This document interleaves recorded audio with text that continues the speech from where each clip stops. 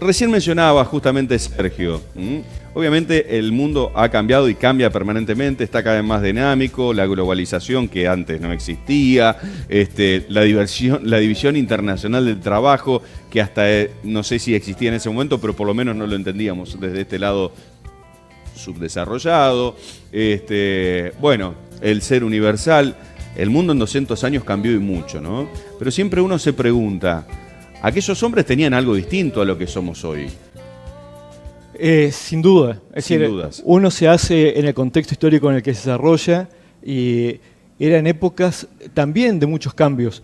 Claro. Históricamente igual hay un aceleramiento de la tecnología y las fuerzas productivas, pero ellos estaban viviendo la revolución industrial que Claro. se había iniciado en Gran Bretaña. Y parte de la Revolución de Mayo tiene que ver con eso, es decir, con el interés británico en acceder al Río de la Plata como mercado y también para extraer materias primas, porque la División Internacional del Trabajo ya estaba pergeñada por Adam Smith en ese momento. Entonces, estaba en la teoría y ya era aceptada por muchos patriotas, que les parecía lo más lógico cumplir ese rol dentro de la distribución internacional del trabajo. Otros no, pero esos cambios fueron también determinantes de los cambios económicos de la Revolución de Mayo, que fue una revolución básicamente política. Año 1810, 3 o 4 años antes, ya los ingleses querían tomar posicionarse o obtener recursos en esta parte del mundo, y obviamente las invasiones inglesas lo demuestran, ¿no?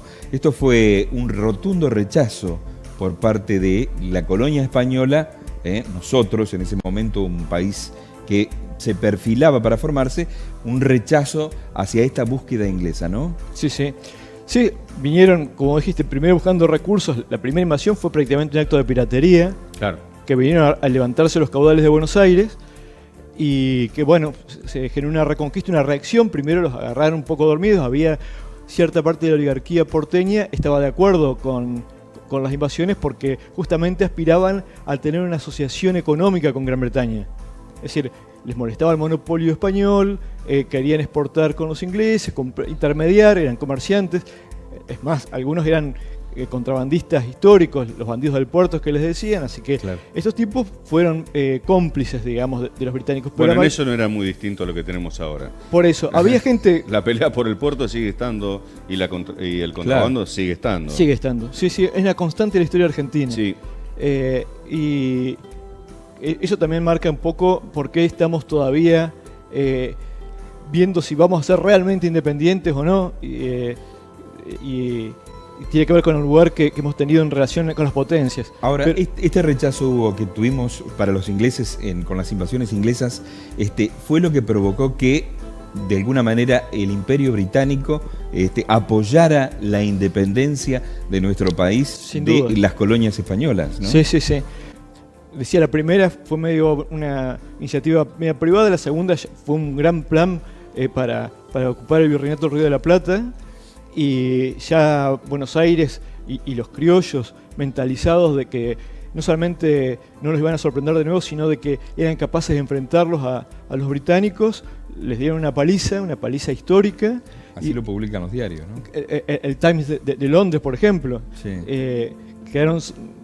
Lo responsabilizaban al comandante británico de la responsabilidad de meterse con semejante pueblo que enfrentó cada casa, era una fortaleza. Bueno. Después de eso, obviamente cambiaron la estrategia y decidieron utilizar fuerzas nativas para lograr una semicolonia, que es lo que fue, y en parte podríamos decir que sigue siendo la Argentina, con momentos de mayor independencia y otros de menor independencia relativa. Pero había tipos que eran claramente agentes británicos, Saturnino Rodríguez Peña, otros que no estamos absolutamente seguros, pero que claramente jugaban para ellos, como Bernardino Rivadavia,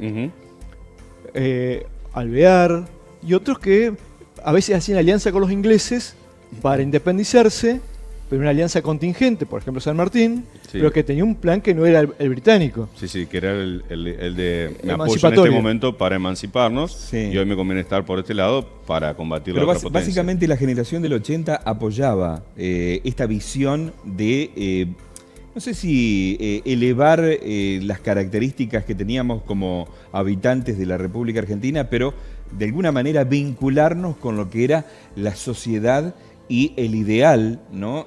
Británico en primer momento y después de toda Europa, ¿no? Sí, todas las élites tenían una visión eurocéntrica. Así que Sí. para ellos el modelo, la civilización era eso. Había algunas excepciones, que los caudillos tenían otra visión, Rosas Claro. tenía otra visión, pero en general todos ellos estaban muy marcados por la ilustración europea y bueno, era bastante lógico que consideraran que el modelo era ese, el europeo.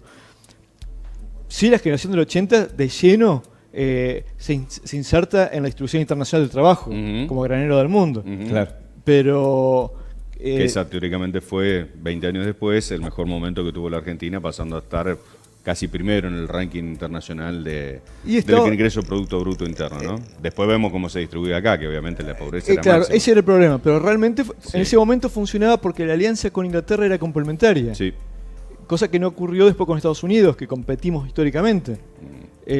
No estoy diciendo con esto que fuera bueno tener Sí, una sí. relación de subordinación con Gran Bretaña, Sí, pero sí. había cierta viabilidad en los negocios y eso se demostró con que habían importantes sectores y empezó a surgir una clase media y una aristocracia y una oligarquía que estaba a los niveles europeos, ¿no? ¿Podríamos decir que nunca existió un sentimiento patriótico No, o no. nacionalista? No, Más sí. allá de los emancipadores, digamos.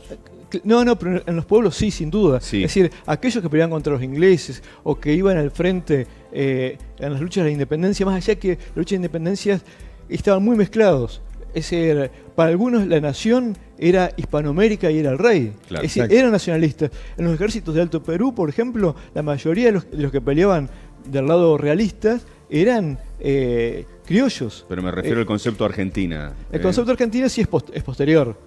Era en todo caso el concepto rioplatense. Río Platense. Americanos y rioplatenses. Uno lee cómo se identificaba San Martín, Bolívar, Artigas, Ujú. y ellos decían americanos. Ujú. Claro. Porque los norteamericanos eran insignificantes, eran 13 colonias perdidas allá en el norte. Hispanoamérica era de Malvinas a California, más arriba de California, incluso hasta donde es Canadá hoy, Tal cual. era español.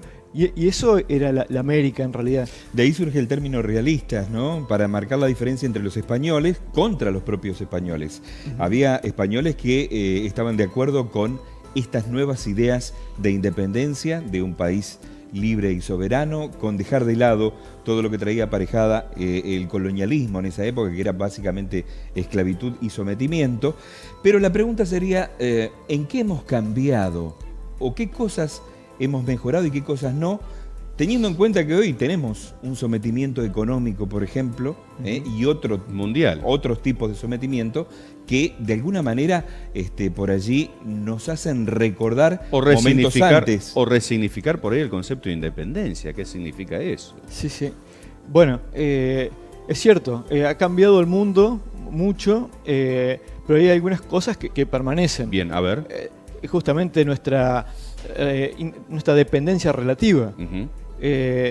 Y que, como decía, ha sido fluctuante y en este momento hemos entrado en un ciclo de mayor dependencia, tal vez incluso, es decir, el hecho de que no hayamos salido del todo jamás de un modelo de integración subordinada al orden mundial, es decir, producir materias primas realmente no hace que un país sea rico.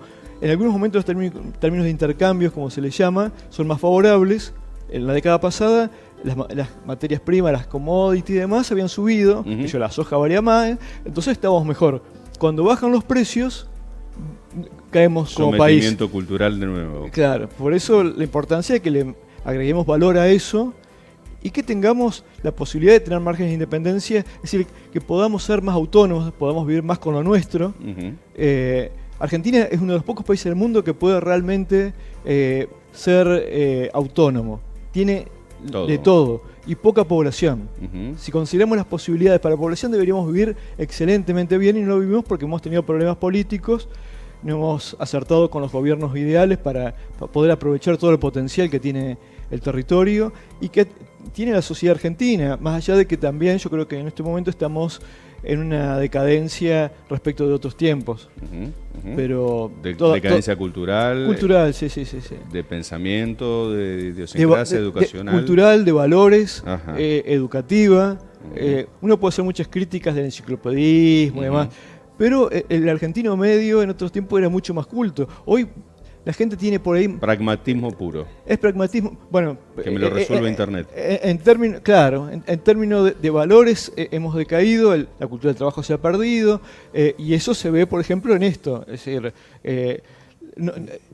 hay falta de interés por el destacarse. Hemos vuelto una sociedad mediocre. Por ahí hay individuos que tienen otra actitud, pero como sociedad realmente estamos en decadencia, a diferencia de estos ejemplos, ¿no? Hace 200 años la gente daba todo por la patria. Ya está, no, Fortunas, la vida, la familia. Hoy das todo por poder viajar por el mundo. Claro. Un consumismo. Y los patriotas, una cosita más agrego y ya estaríamos. Los patriotas en ese momento daban todo: la vida, la familia, todo lo que tenían. Sí. Hoy, nuestros representantes, los que conducen los destinos del país, están acolchonados. Pero los representantes salen de una sociedad. A ver, los representantes salen de una sociedad. Y hace 40 años, 50, un siglo que salen de una sociedad. Está bien. Horacio, no un siglo porque subían a punta de pistola. Vos como funcionario, como representante de un país, ¿te haces cargo de lo que haces? Hoy no. Antes iba la vida. Bueno. Gracias, Hugo. No, de nada, un gusto. Te dejé con la boca. ¿Querés responderle? Respondele. No, coincido con lo que dice Sergio. Es decir, no es contradictorio lo que están diciendo uno y otro. No, se complementa. Sí. Gracias, Gracias, Hugo. Un aplauso grande, Gracias, Hugo, querido.